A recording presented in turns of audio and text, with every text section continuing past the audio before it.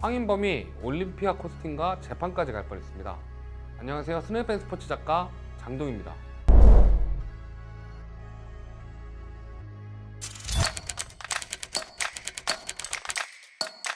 황인범 선수가 세르비아의 강호죠. FK 치르베나 지베즈다로 이적을 확정지었습니다.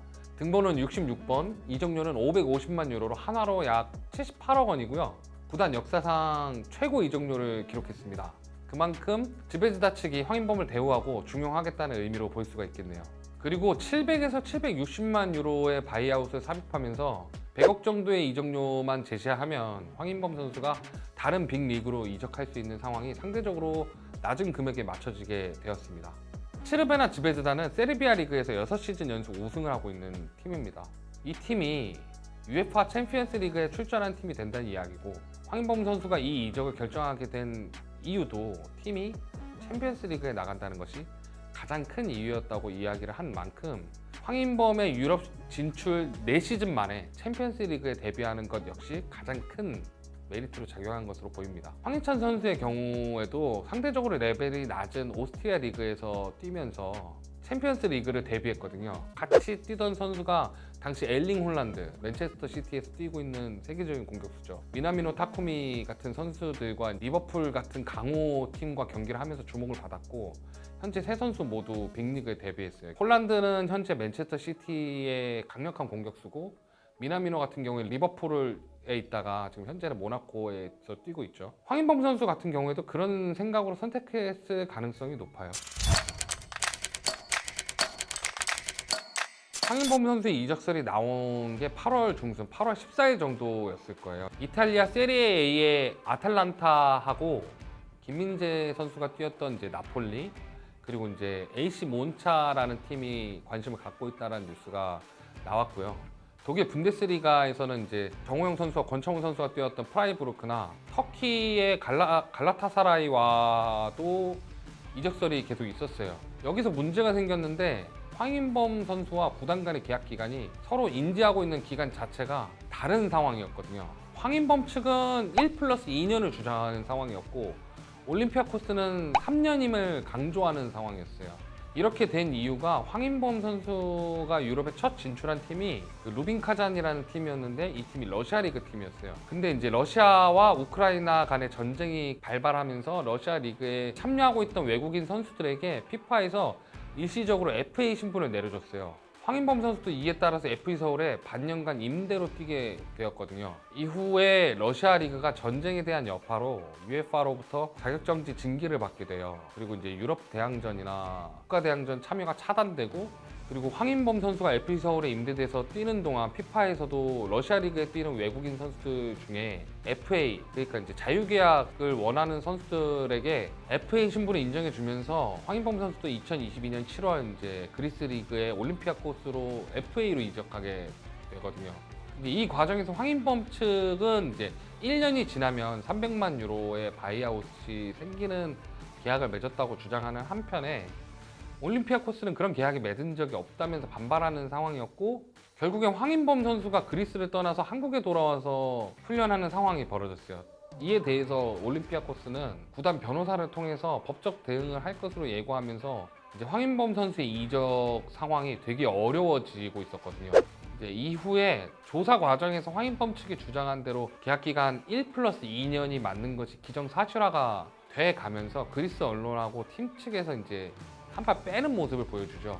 하지만 이제 이 과정이 지나가는 동안 이탈리아 리그를 비롯한 여러 리그의 이적 기간이 끝이 나버리고, 특히 이 중 아탈란타는 그러니까 황인범이 FA가 될 경우에 영입을 하려고 했던 것 같아요.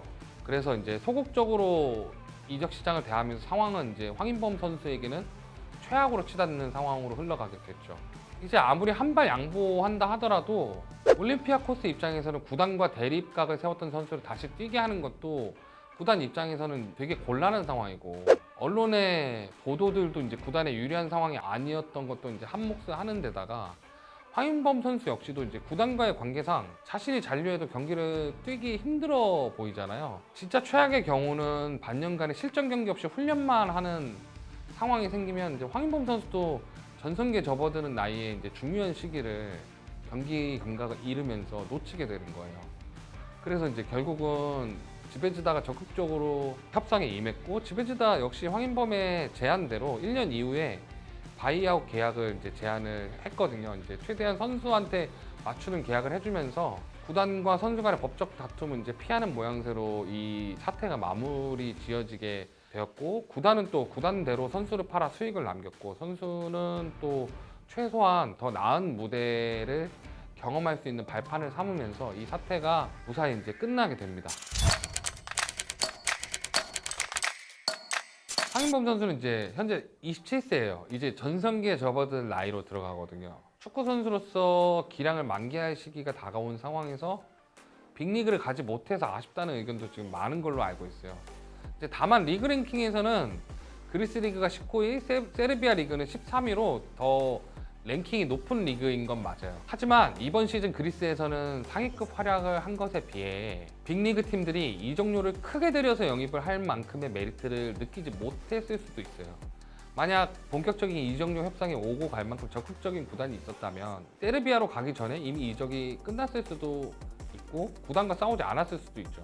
그렇다고 마냥 손해는 아닌 게, 지베즈다는 지난 6시즌을 연속으로 우승한 이제 리그 내 최강팀이고 절대적인 1강 체제로 어지간하면 우승컵을 딸 수 있는 상황이에요. 그리고 챔피언스 리그에 나간다는 점도 무시할 수 없는 메리트거든요. 챔피언스 리그라는 것 자체가 리그 내 상위권 팀들만 참가할 수 있는 대회이기 때문에 빅리그에서는 챔피언스 리그에 나가는 팀에 이적하는 것 자체가 굉장히 어려운 일이기 때문이죠. 챔피언스 리그라는 메리트에 비해 분명한 단점도 존재를 하는데요. 지베즈다에서 빅리그로 이적한 선수가 7년 동안 다 한 명밖에 없다는 점이죠. 스르잔 바비치라는 선수가 지난 2022년 스페인 알메리아로 이적하면서 7년 동안 단 한 명의 빅리거밖에 나오지 못했다는 것은 반대로 말하면 리그의 메리트를 빅리그에서는 크게 좋다라고 느끼지 못하는 것일 수도 있거든요.